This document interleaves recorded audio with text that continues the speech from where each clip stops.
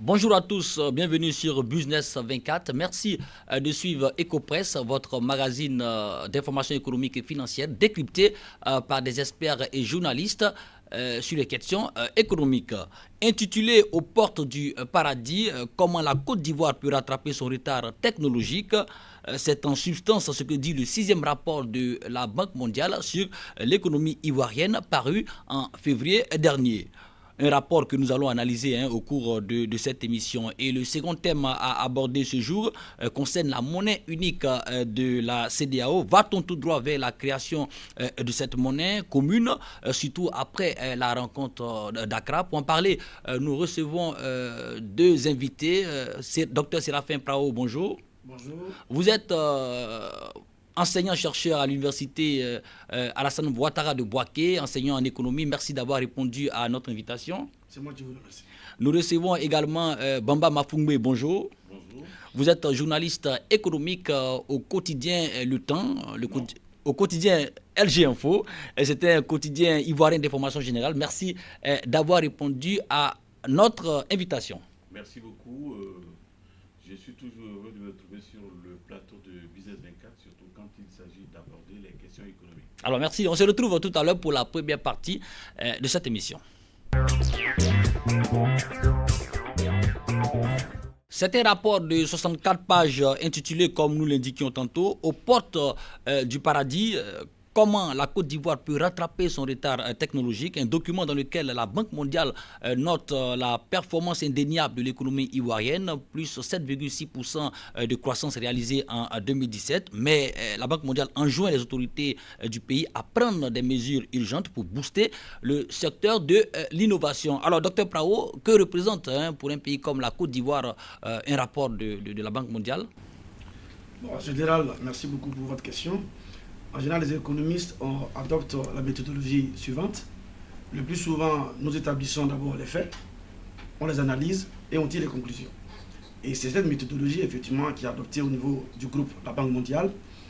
Et donc, il y a une période de l'année, en général, où la Banque mondiale essaie de faire le bilan économique du pays, donc analyser les chiffres, et puis, bon, tirer les conclusions. Les conclusions, ce sont les pistes de propositions effectivement que la Banque mondiale suggère. Dans le cas d'espèce, la Banque mondiale effectivement a noté fondamentalement 5 points. Le premier point, c'est que c'est vrai, il y a eu depuis l'arrivée au pouvoir du docteur Alassane Ouattara une reprise économique en Côte d'Ivoire. On parle de taux de croissance qui culmine autour de 9%. Qui avoisine les deux chiffres. Qui avoisine, on va dire, les deux chiffres. Mais la Banque mondiale dit que ce n'est pas suffisant. Pourquoi? Parce que le PIB par habitant de 1980 est supérieur au PIB par habitant de 2017. Et vous voyez que le taux de pauvreté qu'on a constaté en 80, qui était de 10%, est passé aujourd'hui à 46%. C'était le premier point. Deuxième point, la Banque mondiale dit que les dépenses publiques en matière de santé et d'éducation connaissent une faible efficience. En clair, nous dépensons beaucoup, énormément dans le domaine de la santé et dans le domaine de l'éducation pour des résultats faibles. Troisièmement, la Banque mondiale dit que les entreprises privées en Côte d'Ivoire sont moins compétitives par rapport à leurs consoeurs partout ailleurs au monde. 3 à 4 fois moins que les entreprises privées des autres pays.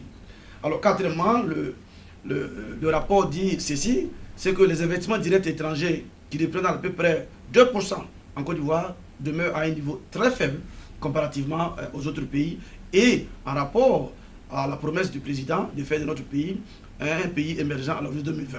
Donc, et enfin, le rapport dit ceci, c'est que le taux d'investissement dans le secteur privé est faible en Côte d'Ivoire, de l'ordre de 12%, comparativement au Ghana, qui enregistre un taux de 19% et 18% en Ouganda. Et puis le rapport termine en disant, je pense que bon, la Côte d'Ivoire peut atteindre l'émergence, mais en considérant les nouvelles technologies. Voilà fondamentalement le message phare que la Banque mondiale a voulu donner à l'endroit de la Côte d'Ivoire. Alors, on aura peut-être du temps pour tripoter, n'est-ce pas, ce rapport. Bamba Mafungbe, est-ce que c'est pas la première fois que la Banque mondiale, n'est-ce pas, sort un rapport sur la Côte d'Ivoire, mais est-ce que généralement ces mesures sont prises en compte par le gouvernement ivoirien? Je voudrais me faire l'écho de ce qu'a dit le ministre de l'économie et des finances, Koné Adama, qui a prendre acte des recommandations, des critiques de la Banque mondiale et dire que la Côte d'Ivoire travaillait dans ce sens. Si il a dit, il sait de quoi il parle, Koné Adama, qu'on le veuille ou non, fait partie de l'ancienne équipe qui a travaillé au niveau du Trésor. Ancien directeur général du Trésor. Directeur général du Trésor, ancien DGA d'un ancien ministre du Trésor, lui-même aujourd'hui ministre de l'économie et des finances. Et à ce moment-là, pendant la décennie 2000 jusqu'à 2010, disons, la Côte d'Ivoire a beaucoup travaillé sur certains points. Malheureusement, ces études ou bien ces projets qui ont été faits n'ont pas été réactivés. Or, je sais que par le passé, sur la décennie 2010, à chaque fois compte tenu de la situation de crise, on disait, bon, l'année prochaine, on sort de la crise, qu'est-ce qu'on fait? Donc, on essaie à chaque fois d'adapter ou réadapter ce qu'on avait conçu avec les experts ivoiriens pour pouvoir sortir de la crise. Et vous voyez que quand on est sorti de la crise, on a dit que la reprise a été robuste, ce n'est pas pour rien. C'est parce que des cadres, des universitaires, des chercheurs avaient beaucoup travaillé. Et on est allé, mais à un moment donné, on a senti qu'il y avait, depuis quelques années, une stagnation. Ce n'est pas faux. Et donc l'interpellation faite par la Banque mondiale, je vais parler de Morisset, qui a fait l'étude. Oui, l'auteur du rapport. Et à point nommé, je pense que c'est pas évident que les dirigeants ivoiriens aient arrosé pour cela. Il faut prendre les critiques avec beaucoup de philosophie.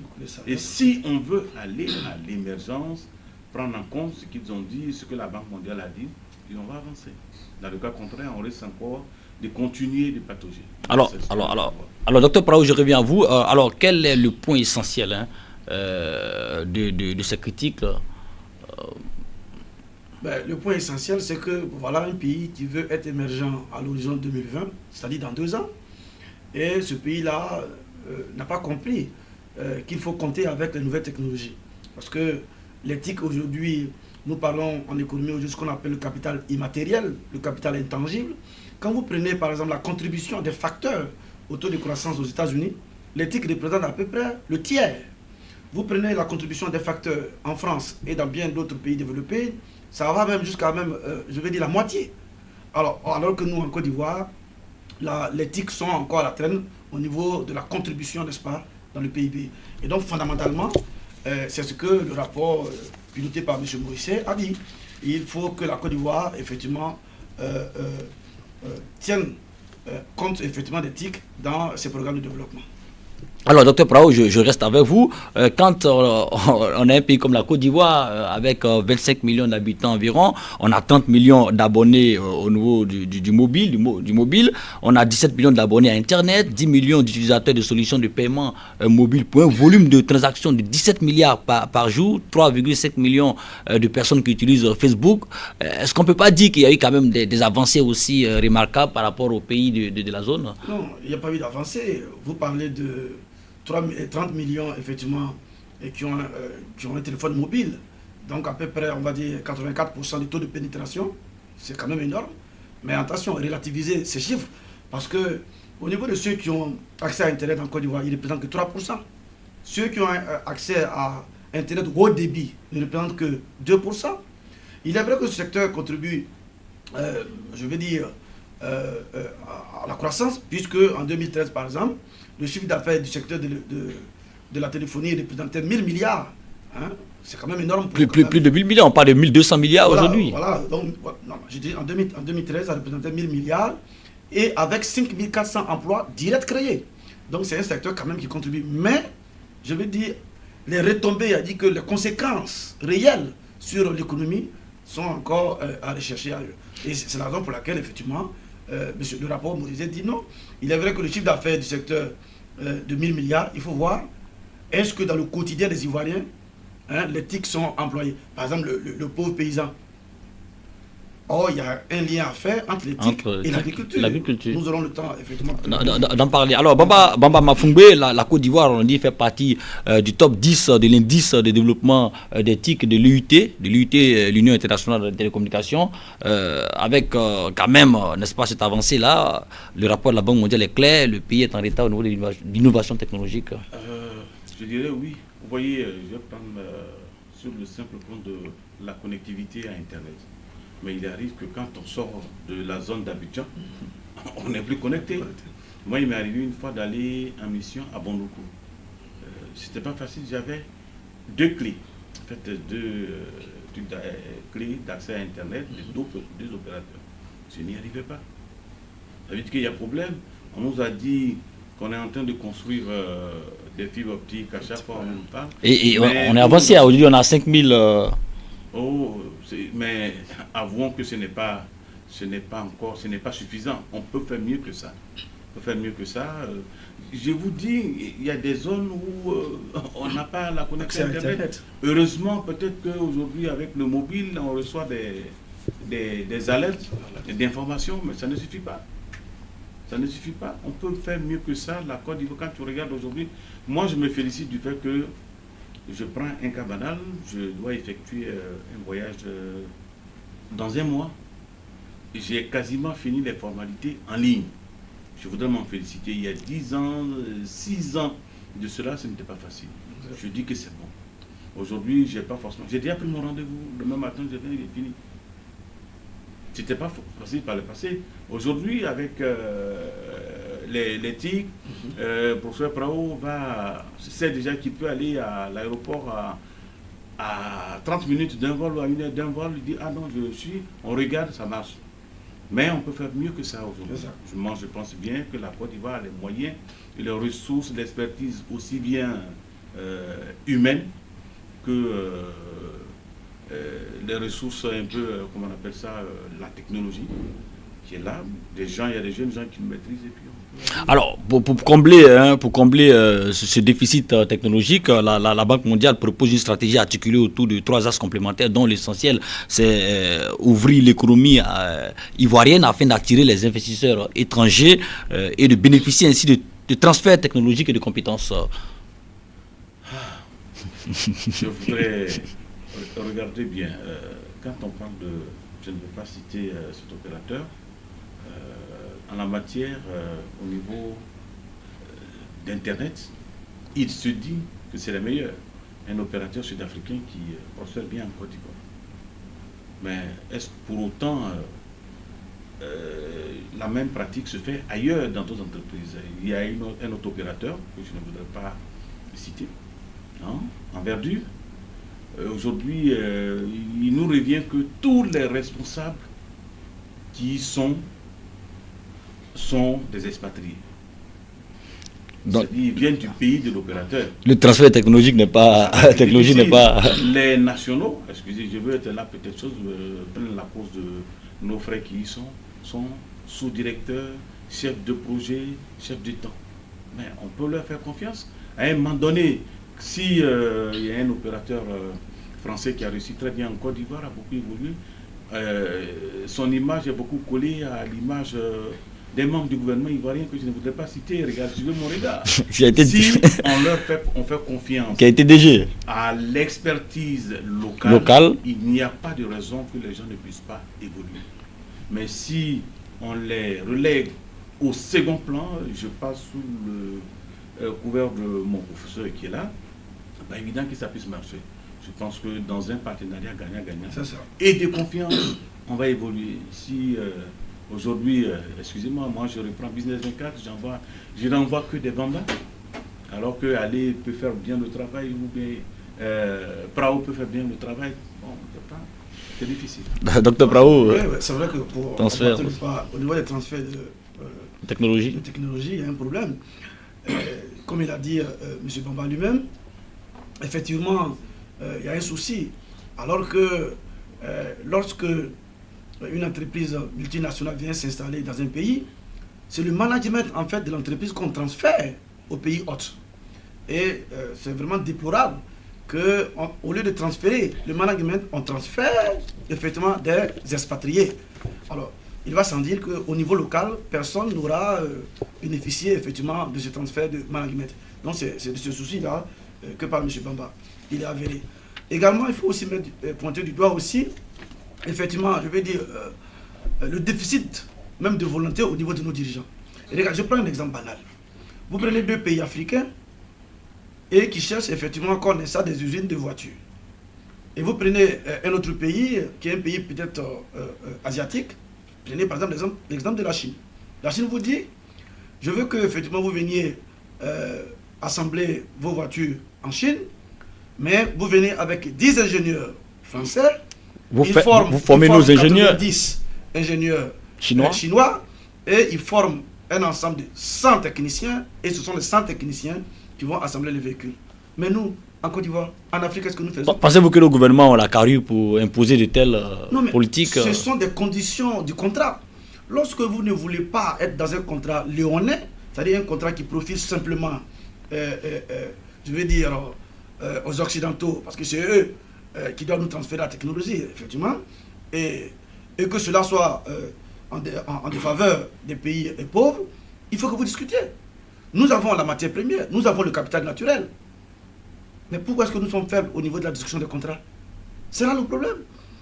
Tous les pays occidentaux, quand la Chine a voulu que Siemens, effectivement, construise, Siemens a voulu, vendre ses tramways, et puis ses TGV aux Chinois, les Chinois ont dit, il n'y a pas de problème. Mais nous voulions que vous nous transfériez la technologie. Ce que Siemens a accepté. Comment la Chine arrive à dealer dans un tel contrat et que nous, les pays africains, n'arrivent pas? Voilà le problème fondamental. Donc, il y a effectivement le problème dont parle M. Bamba, mais il y a aussi la volonté, effectivement, de nos dirigeants. Et puis, troisièmement, il faut aussi signifier un autre problème. Pour qu'il y ait transfert de technologies, ça veut dire qu'il faut qu'il y ait des ressources humaines au niveau local qui puissent absorber, effectivement, ces transferts. On parle de la formation. On parle de la formation. Or, au temps présent, en Côte d'Ivoire, nous réservons seulement 0,22% de notre PIB à la recherche et développement. C'est infinitésimal pour un pays qui a des ambitions vraiment énormes. Et aussi peut-être aussi les questions d'orientation des étudiants. Quand vous allez, on vous dit en Inde, chaque année, les Indiens forment 75 000 ingénieurs en télécom. Effectivement, une volonté politique, en fait. C'est ça, volonté politique. Et puis bon, au niveau des ministères, il va falloir voir, je suis enseignant, donc je sais de quoi je parle, il faut quand même réfléchir pour qu'on ait une certaine adéquation entre la formation et puis les besoins de l'heure. Voilà. Si nous avons besoin aujourd'hui, effectivement, des menuisiers, il n'y a pas moyen, ou bien nous ne devons pas former, je veux dire, des maçons. Donc il y a adéquation entre, effectivement, les compétences. Et c'est cela. Quand vous prenez les pays asiatiques, voilà des pays qui forment les étudiants en fonction des besoins de l'heure. Et donc, finalement, le transfert de technologie est facile à faire. Vous voulez installer, et puis pour finir, il faut même aussi aller vers la création des zones franches. C'est que les Chinois ont fait. Comment les Chinois ont fait autant de Mao pour développer la Chine? Les Chinois ont dit, bon voilà, nous allons créer ce qu'on appelle les zones économiques prioritaires. Et dans ces zones économiques prioritaires, prenons l'exemple par exemple de ma région, Bonoukou. Bonoukou, par exemple, qui regorge aujourd'hui l'Anakat, qui est la richesse effectivement de mes parents. Mais si nous voulons effectivement transférer la technologie, nous avons un deal avec les Indiens, ils sont en avance par rapport à nous. On leur demande, bon, venez construire vos entreprises dans la zone, puisque le capital naturel, la matière première est là. La Côte d'Ivoire est le premier. Le premier quand même au niveau mondial. Donc voilà des deals qu'on peut faire. Et puis en même temps, dans cette zone-là, on essaie de peut-être construire des universités effectivement qui vont accentuer effectivement les études la formation sur l'agriculture. Donc quand les investisseurs arrivent, ils ont les ouvriers non seulement qualifiés, mais bon marché. Voilà comment on peut arriver à transférer la technologie, pas en signant des ordonnances. Ok, Bamba Mafungbe, on reste au niveau de la technologie. Dr Prao l'a indiqué tantôt. Au niveau de ce qui fait la force de ce pays, l'agriculture, que faire pour que, n'est-ce pas, il y ait quand même cette révolution technologique pour booster, n'est-ce pas, le secteur primaire ivoirien? Je pense que je voudrais revenir sur l'expérience des années au foot. Quand c'est bon, il faut le dire, il ne faut pas se cacher. Regardez, à l'époque, la Côte d'Ivoire avait signé un partenariat avec les Chinois. Je suis malinqué, on dit Sinoir Maro, c'est-à-dire riz bas-fond, Sinoir Maro. C'est les Chinois, qui avaient déjà à l'époque aménagé tous nos bas-fonds en Côte d'Ivoire. Avec les motos à gris. Avec les motos à gris, Satmassi. C'était une bonne expérience. Malheureusement, à un moment donné, certainement que compte tenu du fait que c'était pour l'État, mauvaise gestion. Il y a eu la mauvaise gestion. Je pense qu'on peut réveiller tout ça. Au-delà de ça, en plus, je vais dire en plus de ça, on avait réussi à mettre en place, à créer des instituts de formation. Je vais parler de l'Institut agricole de Boaké, de l'ENSA, qui a permis de former beaucoup d'ingénieurs. Vous allez à l'international, moi j'ai été surpris, j'ai vu dans un pays où le ministre, un secrétaire d'État à la Défense dit, mais est-ce que vous savez que moi j'ai fait ma thèse sur cette région de la Côte d'Ivoire? J'étais étonné, mais c'est vrai. Vous fouillez beaucoup, il y a des gens, on peut le faire. On a déjà implémenté la chose par le passé, on a eu de bons résultats. Je pense qu'on ne perdrait pas à remettre ça sur la table pour voir ce qu'il y a. Aujourd'hui, mais l'ENSA continue de former à l'INPH. Moi, j'ai été surpris un jour avec un professeur qui m'a présenté un produit vraiment qui pourrait intéresser tout bon garçon. Le professeur, il est à l'université, à l'INPH, il a fait ce produit. Et que ça a plu au Sahara, c'était beaucoup demandé par les exposants. Mais c'est un professeur ivoirien qui l'a fait. Ce n'est pas venu d'ailleurs. Moi, ce que je voulais dire, il y a l'expertise, il y a eu des initiatives par le passé, on peut les réactiver, les développer, et puis bon, on va aller, même si ce n'est pas évident. Docteur Prao, au-delà de la mécanisation de l'agriculture, aujourd'hui on parle des technologies. Oui, mais comment les TIC peuvent participer au développement de l'agriculture. Prenons simplement 3 exemples. Alors, le premier exemple, c'est quoi? On peut créer par exemple des applications, par exemple, qui vont analyser le sol. Vous savez, nos parents, ils ont pris l'habitude de croire effectivement qu'ils sont les génies, les ancêtres, effectivement, qui ne sont peut-être pas contents, c'est pourquoi effectivement le sol ne produit pas. Non, c'est la technologie.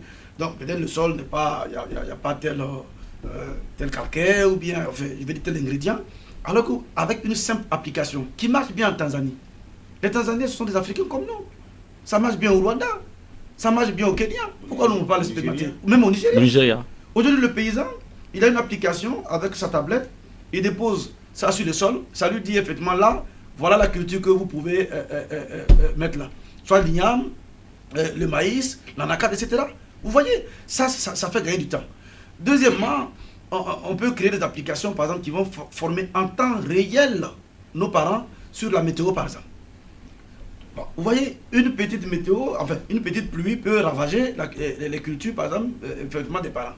Or, si le parent il est informé avant, il prend ses dispositions. Donc là, une petite application, ça se fait. Troisièmement, avec l'éthique déjà, nos parents peuvent avoir des conseils d'un ingénieur agronome, ou bien comme M. Bamba l'a dit, d'un conseiller de la Satmassi, par exemple, qui est loin, peut-être même à Abidjan, avec une petite application. Le monsieur qui a un petit souci, par exemple, dans son champ, il a la réponse en temps réel. Vous voyez? Donc voilà ce que les TIC peuvent apporter concrètement au niveau de l'agriculture. Au-delà de ça, les drones qui suivaient les champs. Les drones qui suivaient les champs. L'application pour la distribution d'engrais. D'engrais, effectivement, tout cela. Donc vous voyez, l'agriculture peut profiter. Chaque secteur, au niveau de la santé par exemple. Au niveau de la santé aujourd'hui au Rwanda, j'ai regardé une émission, un documentaire, on va dire. J'ai vu qu'aujourd'hui, dans les zones reculées où les voitures ne peuvent pas aller, nos parents qui meurent là-bas, comment ils font? Simplement avec les drones, on met les poches de sang, effectivement sur le drone va. Et à l'endroit indiqué, le drone jette cette poche de sang pour le malade. Alors que s'il était en Côte d'Ivoire, par exemple, le monsieur mourait ou la dame mourait. Pourquoi? Parce que effectivement le village ou la ville est inaccessible. Donc vous voyez, et avec l'éthique, toujours dans le domaine de la santé, vous créez ce qu'on appelle la carte d'identité de la santé. Qu'est-ce que ça dit? Ça, c'est la nouvelle technologie. Aujourd'hui, lorsque vous êtes malade et que vous allez dans un hôpital, il faut d'abord qu'on prenne votre glycémie pour voir si vous avez le diabète ou pas. Tout ça, ça nécessite du temps. Alors que, parce que le médecin, pour ne pas qu'on vous tue, le médecin doit le faire avant. Or, aujourd'hui, simplement, on prend des informations qu'on met dans une puce. Quand Prao tombe malade, Prao va, même s'il est inconscient, dès qu'on prend la puce de Prao, on sait tout ce que Prao a comme bobo. S'il a le diabète, tout ce qu'il a, il a ça. Du coup, le médecin, avec ce petit papier, il sait déjà quels sont les soins vraiment qu'il peut adresser effectivement au patient. Donc, vous voyez que la technologie doit être partout, dans tous les secteurs de notre économie. Alors, Maman Mafoumbé, le temps est parti pour ce premier sujet est déjà terminé. Voilà, mais on retient que la Côte d'Ivoire comme l'indiquait le rapport de la Banque mondiale, la Côte d'Ivoire a un déficit au niveau technologique. Il faut le faire puisque l'expérience des pays de l'Asie de l'Est montre en effet que l'émergence économique repose avant tout sur la technologie. On se retrouve tout à l'heure pour la deuxième partie de cette émission. Alors, retour sur ce plateau, nous parlons maintenant de la monnaie unique de la CEDEAO, Bamba Mafoumbé, lors d'une rencontre en février dernier à Accra, la capitale du Ghana. Les chefs d'État de la CEDEAO, la communauté économique des États de l'Afrique de l'Ouest, ont exprimé leur volonté à accélérer le processus devant aboutir à la création de la monnaie unique de la zone, donc de la CEDEAO. Alors, on constate que les chefs d'État, cette fois-ci, sont décidés pour aller au bout de cette monnaie-là. Mais bien avant, un rappel historique de cette monnaie-là qui devait normalement être opérationnelle en 2020. Je veux me féliciter de ce réveil, même s'il est tardif. Je me souviens que le professeur Bamba Ngaladio de l'université de Félix Houphouët-Boigny a été envoyé à la CEDEAO. Je dis, il était à la CEDEAO, il s'occupait de ce genre de questions macroéconomiques. Il a beaucoup travaillé sur la monnaie qui devait sortir jusqu'en 2020, l'éco. Malheureusement, vous voyez, quand les institutions dans les pays changent de tête, il y a souvent des ralentissements. Je pense qu'à l'époque, il était bien parti, il s'exprimait bien sur le dossier. Il y avait de la volonté. De la volonté. À un moment donné, 2010, 2011, 2012, on n'en parlait plus. Après, on a revu le président qu'on appelle Dassouza, le professeur. L'ancien ministre du plan du Bénin qui est allé là-bas. Qui était à la commission, de la CEDEAO. Voilà, a commencé à reparler de la chose. On lui a dit, on a été obligé de le recadrer à plusieurs reprises. Je suis heureux qu'aujourd'hui, ceux qui sont même des chantres du franc CFA aient décidé d'y aller. Moi, en tout cas, je suis content. La personne de Jean-Claude Brou m'inspire beaucoup confiance. Il a beaucoup travaillé au niveau de la Côte d'Ivoire, qui au niveau de l'industrie de la propriété intellectuelle. Un économiste de formation. Un vieux test qui datait de Mathusalem, il a remis ça au bout du jour. Et je pense que si on le soutient, si il est écouté, il va aller très vite. Ah, on l'espère. On l'espère, mais c'est sans compter avec les positions souverainistes. Excusez-moi, je vais les citer du Nigeria. Peut-être même du Ghana. On va en parler, voilà. on va en parler. Alors, docteur Praou, moi je souhaiterais qu'avant qu'on rentre dans le fond du sujet, un rappel historique de ce qui s'est passé. On sait que à partir de 2015, on devrait avoir la monnaie éco pour les pays qui ne sont pas, qui n'utilisent pas le franc CFA, notamment les pays anglophones, le Ghana, le Nigeria, le Libéria et autres. Alors, on a manqué le premier rendez-vous de 2015. Un rappel historique et pourquoi Bon, merci pour la question.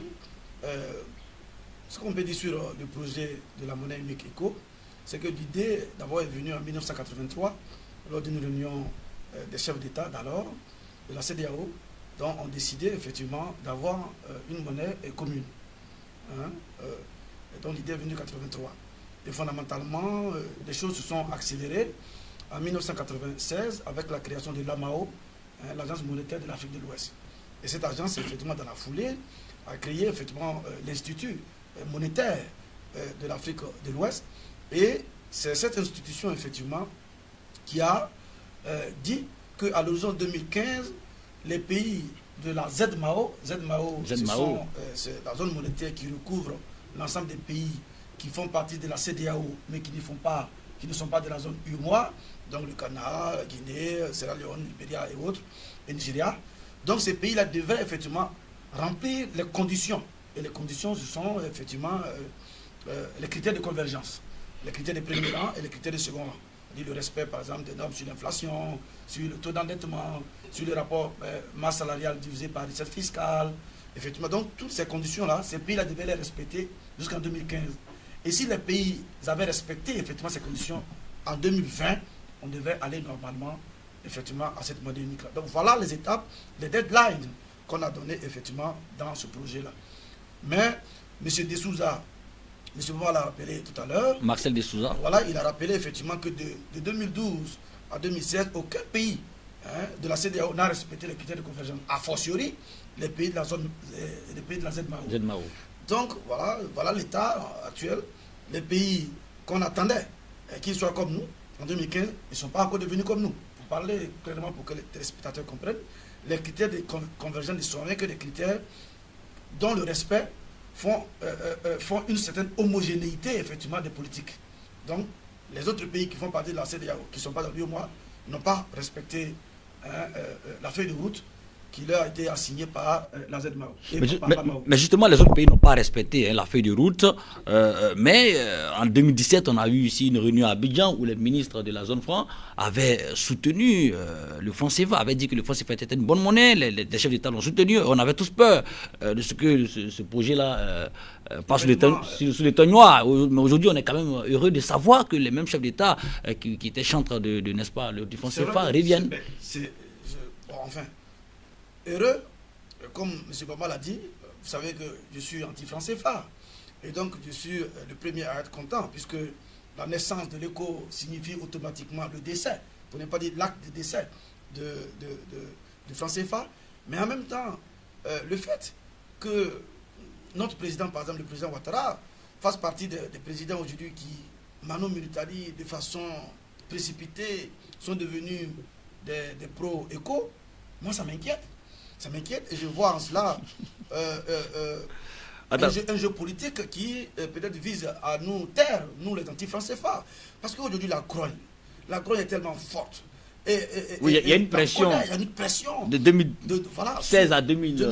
Voilà, depuis 3 ans, il y a une pression forte, effectivement, non seulement des intellectuels, des enseignants, des journalistes, économistes, et puis en même temps aussi de la société civile. Je vais citer par exemple Kébi Seba qui mène un combat très honorable, très salutaire. Il y a eu le soutien aussi du président tchadien. Il y a eu le soutien du président tchadien Idriss Déby, qui a dit qu'il ne comprenait pas pourquoi est-ce qu'on devait loger nos réserves de change dans un trésor français alors qu'il n'y a pas de route entre le Tchad et les autres pays, par exemple, de la CEMAC. Alors qu'il n'y a pas de route aujourd'hui entre la Côte d'Ivoire et le Burkina Faso. Or, nous avons des sommes vraiment colossales qui sont logées dans le trésor français. Alors, donc aujourd'hui, et n'oubliez pas, lors de la visite de M. Macron au Burkina Faso, sur cette question, il y a un étudiant énarque qui a été effectivement exclu. Donc le débat a été devenu un débat hautement politique qui a quitté même la sphère monétaire, à telle enseigne que le président français, il a pris peur et il a demandé effectivement à ces billes qui sont dans les pays africains, je souhaite que vous activiez effectivement le projet de l'éco et en cela, cela va faire taire les Prao Séraphins, cela va faire taire les Madou Koulibaly, cela va faire taire effectivement les papas et cela va faire taire les Kémis. Donc voilà le projet. Moi, je ne vous suis plus puisque aujourd'hui les chefs d'État semblent s'accorder et vous êtes inquiets. Alors Baba Mafungbe, est-ce qu'on peut dire que la rencontre qui a eu lieu en terre ghanéenne à Accra est une rencontre historique puisque là on a senti la volonté, n'est-ce pas, des chefs d'État d'aller tout droit, n'est-ce pas, vers la réalisation de ce vœu pieux. Historique de fait, ça je ne voudrais pas cacher cela. Dans le task force, il y a 2 chefs d'État, je peux me tromper, le chef d'État ivoirien, le chef d'État du Niger. Bon, ils ont leur 2e mandat, peut-être que ils peuvent calmer les Prao, les moments de Koulibaly. Et peut-être que le Nigeria ne parlera pas maintenant. Il y a eu une feuille de route, c'est bien tracé. Les experts vont certainement travailler. Mais ces experts-là sont conditionnés par qui? Tu peux bien avoir un test devant toi, un bon projet, des indicateurs bien posés, ouverts. Mais attends un peu. Tu fais quoi? Regardez ce qui s'est passé avec la mise en place de la zone de libre-échange économique qui devait avoir lieu au Rwanda. Le Nigeria a promis partir. Mais au dernier moment, on lui a mis le président Bouhari, on lui a mis la pression en interne, les Sénégalais ont dit non, tu ne vas pas. La même chose a eu lieu à l'époque quand il s'est agi de signer les accords de TAP. La Côte d'Ivoire, on a mis la pression sur la Côte d'Ivoire, sous le président Gbagbo, on a signé l'accord de TAP au niveau des APE. Je crois que le Ghana devait en battre le pas à la Côte d'Ivoire. Il y a une dame qui est venue en Côte d'Ivoire, je crois une ministre, elle a dit, c'était bon, mon pays s'y engageait. Avant d'arriver à Accra, la jeune dame a été débarquée. A appris qu'elle n'était plus ministre. Mais regardez le Nigeria, qui tient encore à être un peu le mastodonte avec son fonds, je ne sais pas comment on l'appelle, le fonds souverain du Nigeria, qui fait souvent calmer des gouvernants quand il s'agit de prendre des décisions, quand il s'agit de voter pour avoir des postes sur le continent africain. Ben, le Nigeria là. Regardez ce qui s'est passé. Vous êtes sûr que la zone de l'île du champ économique là va avancer facilement? Je ne pense pas. Et si ce sujet, le Nigeria aussi a demandé à ce que les pays de la zone franc puissent régler le problème au niveau du franc CFA, avec la France. Non, je pense que je sais qu'on utilise la même monnaie au niveau de nos États de l'espace UMOA. C'est une bonne chose. Mais il y a comment je le dis, je reviens là-dessus, il y a dans la zone CEDEAO, il y a ce qu'on appelle les intérêts souverainistes. Il y a certains pays qui ne sont pas du tout prêts à se départir de ces positions, de ces intérêts-là. Et ça va faire retarder les choses. Vous verrez, 2020, c'est pas loin, c'est dans 2 ans. Ah, je constate que vous êtes prudent par rapport à ce qui s'est passé à Accra. Parce que vraiment, quand j'entendais à l'époque le professeur Babangala Diop avec sa fougue d'universitaire parler de la chose et qui après s'est tu, je me suis demandé mais qu'est-ce qui a dû se passer. Quand aujourd'hui on voit des chefs d'État qui subitement très CFA, qui parlent aujourd'hui de...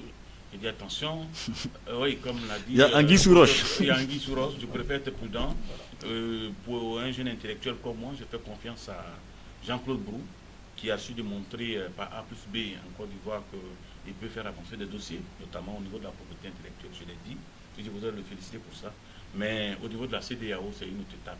Ça devient, il a au moins combien de patrons? Au moins plus de 16 patrons. 16 patrons, puisque le chef d'État, c'est lui qui décide. Alors, docteur Séraphin Prao, alors moi le constat que je fais, la rencontre qui a eu lieu à Accra, il y a quelque chose qui n'est pas passé inaperçu, c'est que à aucun moment on a évoqué le nom ECO. Le nom ECO, est-ce que le nom va rester? C'est pas peut-être le plus important, mais peut-être que de façon symbolique aussi, c'est quand même un aspect à prendre. Ben oui, effectivement, ça n'a pas été évoqué parce que, comme M. Bamba l'a dit, peut-être que quand nous allons arriver vers les obstacles, on va en parler parce qu'il y a le Nigeria, il y a la question des leadership déjà. Ce sont les obstacles au projet aujourd'hui. Hein. Le Nigeria... On en parle justement, les obstacles. Voilà, le Nigeria qui s'est dit le grand pays de la CEDEAO, quelque part les pays anglo-saxons comme le Ghana, le Libéria et Sierra Leone auront peut-être une autre proposition que l'ECO. L'ECO qui fait un peu... c'est vrai, vous allez me dire, il y a ECOWAS, mais bon, ils peuvent trouver que le nom n'est pas trop représentatif, effectivement, par rapport, comme M. Baba l'a dit, au relance souverainiste de chaque pays. Vous voyez, logiquement, le nom d'une monnaie, effectivement, doit renvoyer, effectivement, à un peu au souvenir ethno-linguistique. Ça veut dire quand on parle de Sidi, vous allez voir que le Sidi a une histoire avec le Ghana. Quand vous prenez par exemple le franc a une histoire avec la France, dont le roi a été libéré. Et quand le roi a été libéré, il a été libéré à prix d'or. C'est ce qu'on appelle le franc. C'est-à-dire quelqu'un qui a été libéré vraiment avec la souffrance. C'est ça le franc. Donc, le nom, je pense que dans un premier temps, le nom peut venir après. Si d'abord nous sommes d'accord sur le processus, le respect déjà des critères de convergence, si nous sommes d'accord qu'on ait la monnaie, tout et tout, et que des pays comme la Côte d'Ivoire, enfin les pays qui sont dans la zone UEMOA, ceux-là, effectivement, s'arrangent déjà avec leur puissance colonisatrice, c'est-à-dire la France, et que, bon, ils peuvent divorcer à l'amiable. Tout ça, ce sont les étapes à franchir. Je pense que le nom viendra après. Sinon, comme l'a dit M. Bamba, le projet est un bon projet. Et je suis d'accord, je suis fier de ce que mon professeur Babangala Diop, qui m'enseignait, était effectivement la commission. On va en parler au nom des avantages. Voilà, les avantages. Premièrement, l'avantage de l'ECO, c'est quoi? C'est pour booster le commerce intra-régional. Aujourd'hui, au niveau de l'UEMOA, même au niveau de la CEDEAO, au niveau des importations et des exportations, tout tourne autour de 12%.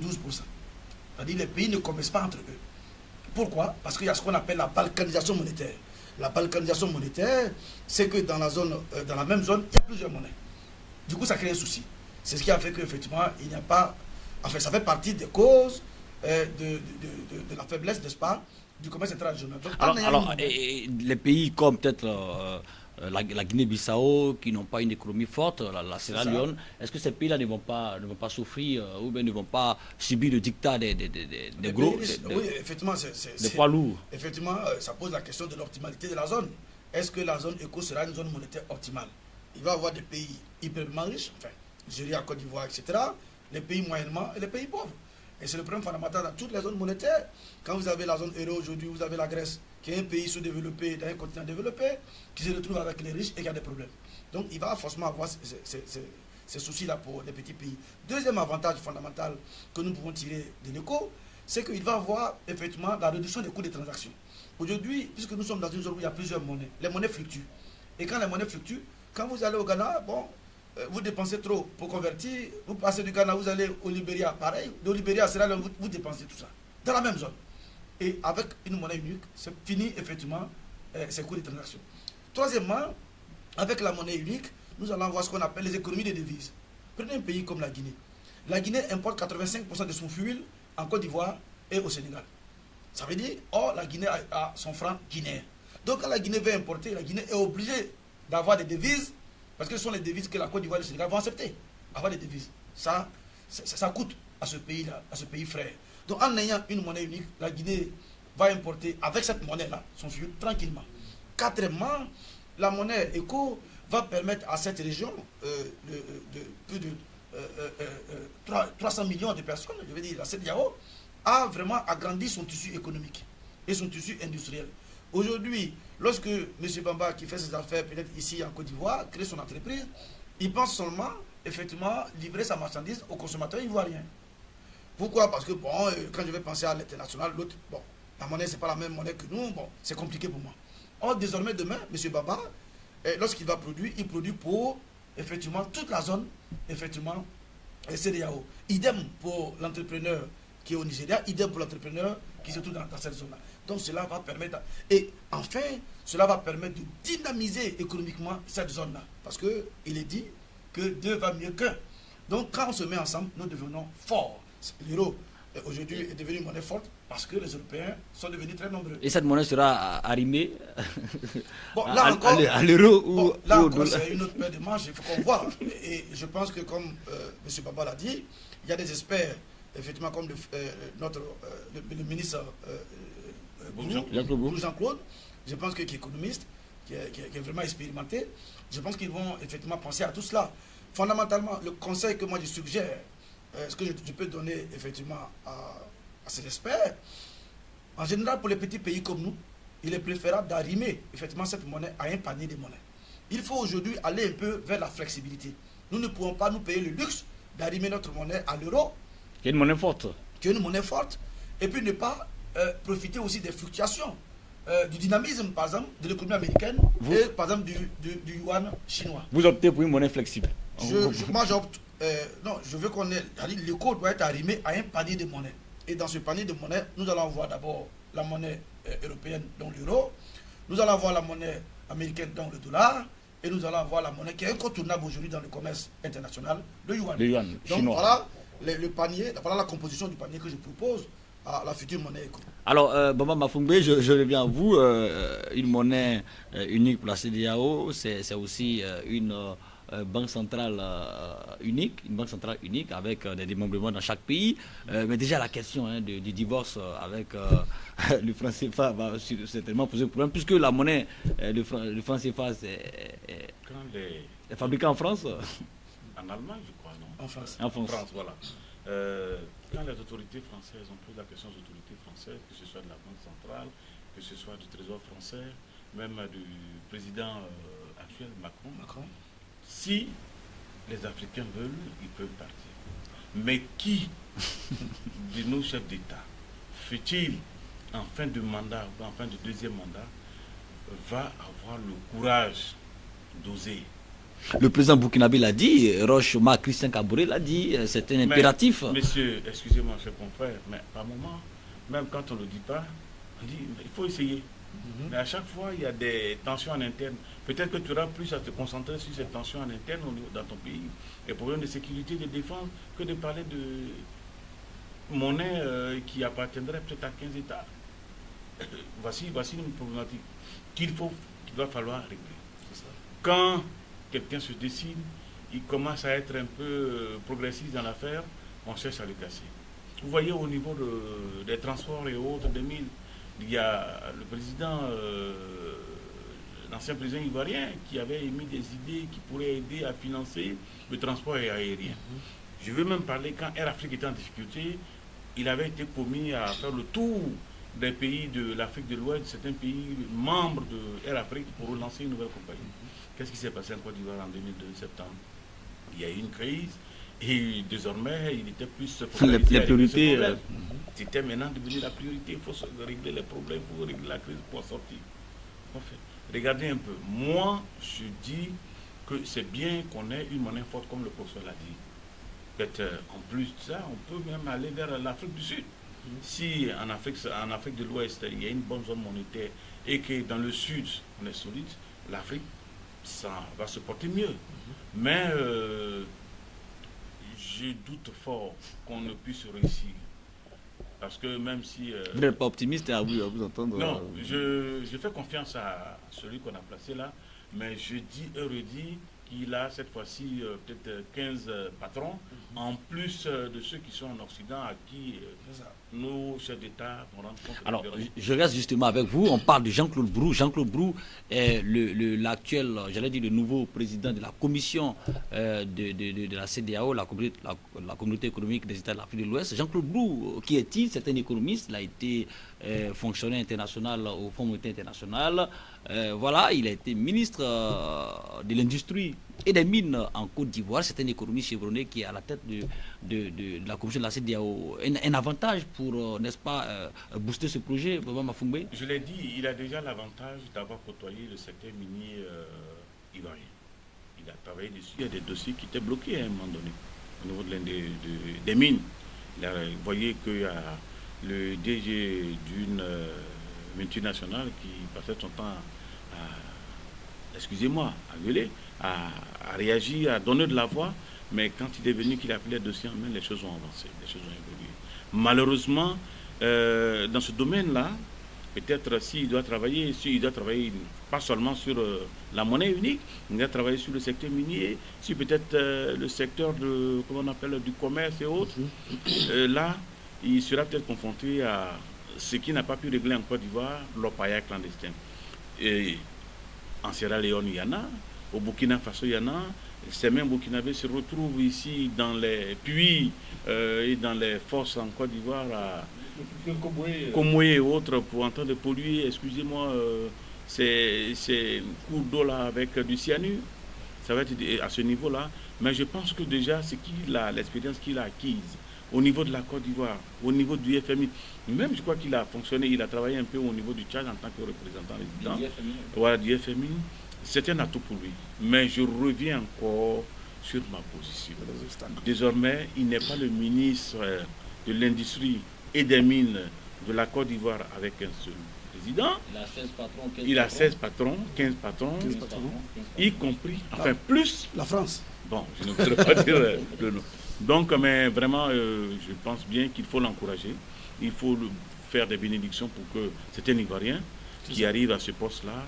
S'il réussit demain à lancer des coups, on dira demain que c'est un Ivoirien, après Bamba Galadio, c'était un Ivoirien qui a réussi à le faire. C'est tant mieux. Mais je lui dis beaucoup de courage. Alors, docteur Prao, Jean-Claude Cassibrou, on le dira à l'enfant d'Ayamé, à la tête de la CEDEAO, vous y croyez pour, n'est-ce pas, la réussite de ce projet-là? Bon, étant économiste lui-même? Oui, je suis économiste comme lui. Je pense qu'il a les compétences intellectuelles, on va dire, hein, pour réussir cette mission. Et puis encore, comme l'a rappelé M. Bamba, il a quand même un passé qui plaide en sa faveur. Maintenant, fondamentalement, il y a des obstacles. Le premier obstacle que nous pouvons signifier, c'est le non-respect des critères de convergence. Or, dans cette affaire de monnaie unique, c'est qui se ressemble, qui s'assemble. Et pour qu'on se ressemble, en économie, nous mettons en place des critères. Si, par exemple, un pays est habitué, par exemple, à s'endetter, on lui dit non, pour être avec nous, vous devez avoir une rigueur, une certaine orthodoxie financière. Donc, voilà les conditions qu'il faut que vous appreniez à respecter. Des pays vont perdre leur point de souveraineté. Effectivement, voilà, J'en viens. Donc, d'abord, les critères de convergence, il faut les respecter. Ce que, depuis 1995, on a demandé aux pays de la ZMAO, n'ont pas respecté. Tous les pays de la ZMAO, aucun pays ne respecte aujourd'hui les critères de convergence. Donc, notre frère Brou va effectivement avoir ça comme obstacle. Donc, premier obstacle, le non-respect. Deuxièmement, effectivement, il y a une volonté politique. Et c'est en cela que je rejoins ce qu'a dit M. Bamba. Parce que aucun pays ne veut perdre sa souveraineté. Vous savez, dans chaque pays, il y a des lobbies forts qui veulent, par exemple, leur NERA. Il y a des lobbies forts qui veulent toujours garder, par exemple, leur monnaie qu'on appelle le CIDI. Les grands hommes d'affaires, les grandes entreprises. Les grandes entreprises qui sont habituées à ça, du jour au lendemain, ces entreprises ne veulent pas qu'on change effectivement la monnaie pour que cela effectivement embrouille les anticipations. Donc il va y avoir des oppositions même au niveau interne.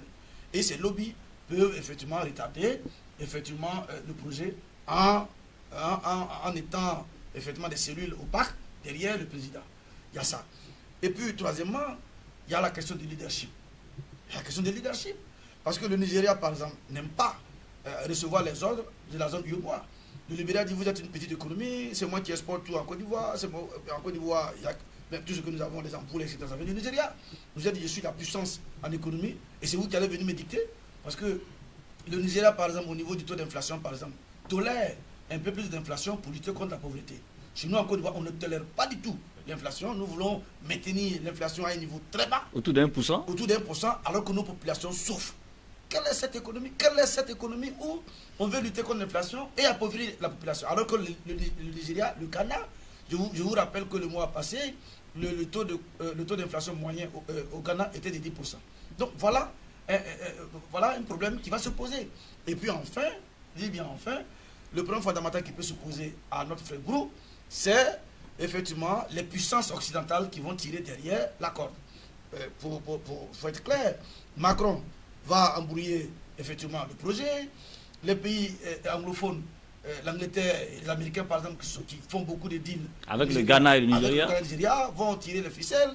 Les pays effectivement lusophones, pour parler de Cap-Vert et les pays qui sont... La Guinée-Bissau. La Guinée-Bissau, voilà, Guinée-Bissau. Vous allez voir que l'Espagne derrière, le Portugal derrière aussi va aussi tirailler. Donc voilà des puissances aussi tapées dans l'homme qui sont aussi derrière ce projet. Donc c'est vraiment un puzzle qui est vraiment difficile, mais nous faisons confiance encore une fois à notre frère. Nous souhaitons l'enjeu est énorme. Succès. L'enjeu est énorme. Si nous réussissons, comme a dit M. Bamba, c'est la Côte d'Ivoire qui gagne, parce que pour une fois on dira que pour effectivement mener à bien ce projet, il a fallu un Ivoirien à la tête de la commission. Alors, Bamba Mafungbe, il y a aussi une autre question qui me traverse l'esprit. Le Maroc, le peut-être nouveau membre de la CEDEAO, voilà, qui est aussi là. Le Maroc a sa monnaie. Hein. Le Maroc donc, va peut-être intégrer la CEDEAO. Il va aussi... Est-ce que le Maroc sera obligé d'avoir encore... Attendez, le Maroc entre d'abord.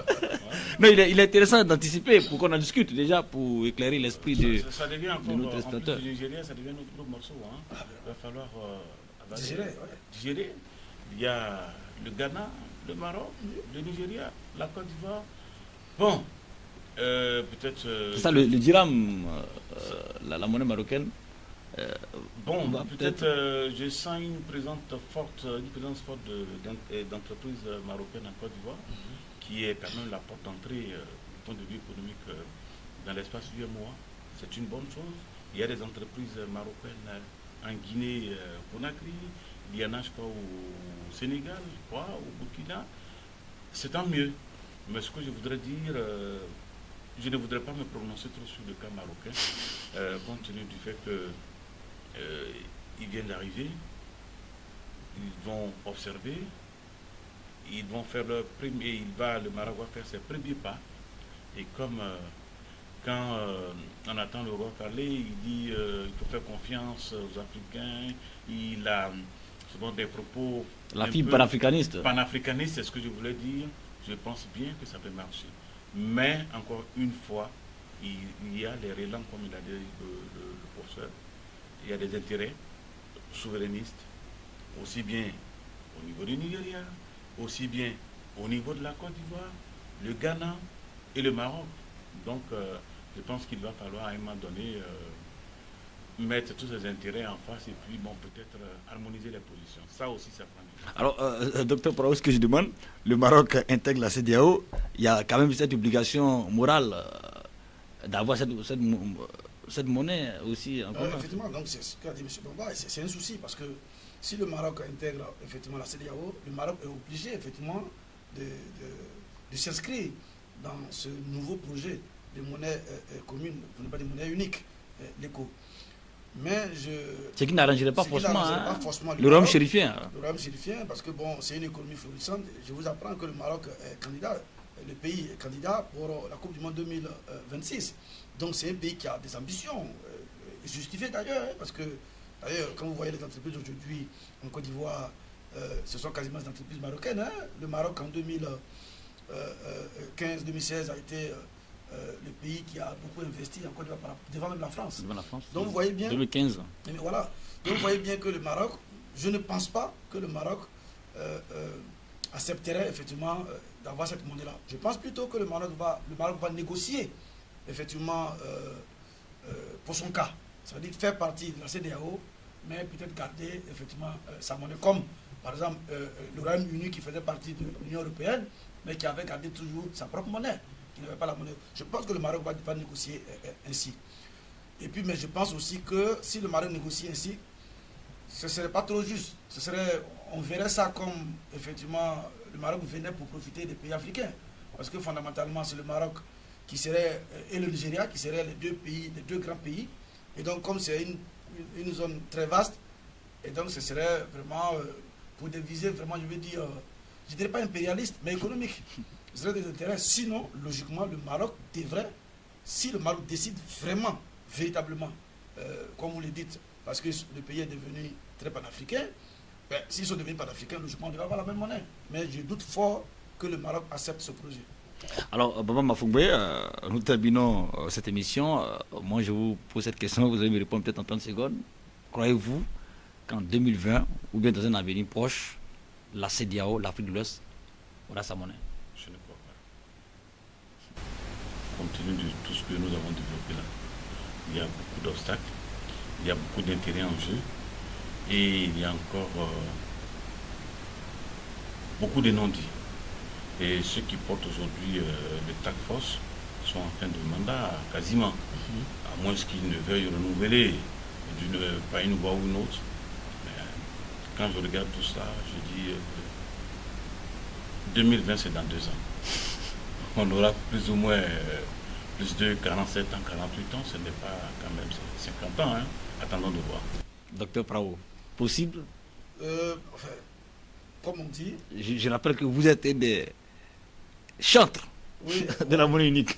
Je ne pense pas que ce projet arrive à échéance, je veux dire, en 2020. C'est pas possible. Il reste 2 ans. Je vous ai dit tantôt, comme a dit M. Bamba, nous avons démontré sur ce plateau que les pays de la ZBAO n'ont pas respecté les critères. Donc je ne pense pas que les pays même respectent même les critères en 2020. C'est pas possible. Et peut-être d'un proche horizon, je veux parler de 2023-2025? Non, je ne pense pas. Je pense sincèrement qu'il faut réfléchir avec vraiment sagesse. Donc la réunion d'Accra était du bluff? C'était du bluff. C'est ça pour nous bluffer. Parce que je pense que l'idée est bonne déjà. C'est une idée panafricaine. Moi qui suis panafricain, je suis pour ça. Je ne suis pas pour la balkanisation effectivement monétaire dans notre zone. Mais au regard des obstacles que nous avons signifiés sur ce plateau, je ne pense pas que la monnaie unique ait lieu vraiment en 2020. Ce n'est pas possible. Mais je respecte quand même l'esprit. Comme on dit que les guerres naissent dans l'esprit des hommes, ainsi également les grands projets aussi naissent dans l'esprit des hommes.